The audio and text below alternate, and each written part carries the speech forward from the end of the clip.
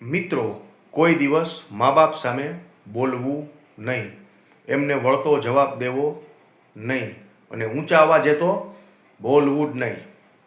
મને ટેવ હતી. પપ્પા સામે તો હું કોઈ દિવસ બોલી જ શક્યો નથી, કેમ કે પપ્પાની પર્સનાલિટી બધાયની જોરદાર જ હોય, કોઈ બોલી જ ન શકે. બોલો એટલે એક ફડાકો પડે, તાત્કાલિક રિઝલ્ટ.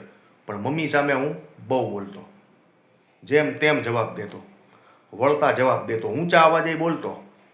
પણ પછી એક દિવસ રાત્રે હું સૂતો હતો ને, ત્યારે મને વિચાર આવ્યો કે આપણા દીકરી દીકરા હોય, આપણા બાળકો હોય, જેને આપણે જન્મ લીધા બાદ 1 કલાક ના થાય ત્યારથી જોયા હોય, હું તો કહું 1 મિનિટ ના હોય ત્યારે જ જોઈ લીધા હોય.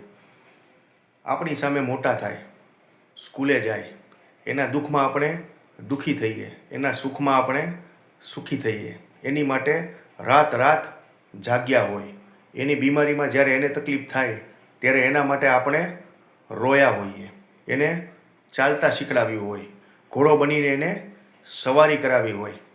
આવા બાળકો જ્યારે આપણી સામે બોલે, આપણી વાત ન સમજે, તો આપણને કેવું થાય?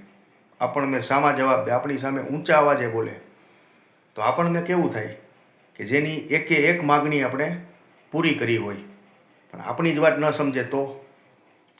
ત્યારે મને થયું કે આ વસ્તુ ખોટી છે.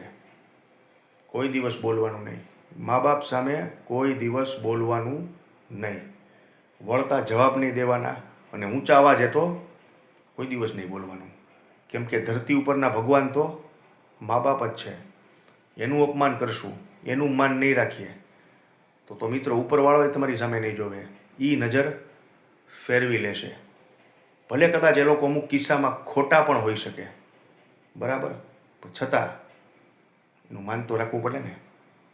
સમજાવાય, એથી વધારે આપણે કંઈ કરી શકીએ નહીં. ટૂંકમાં વસ્તુનો સાર એટલો છે કે મા બાપ સામું બોલાય નહીં, એને તો પગે જ લગાય, કેમ કે એના આશીર્વાદ છે ને, એનાથી જ આપણે છીએ અને હશું. સમજ્યા?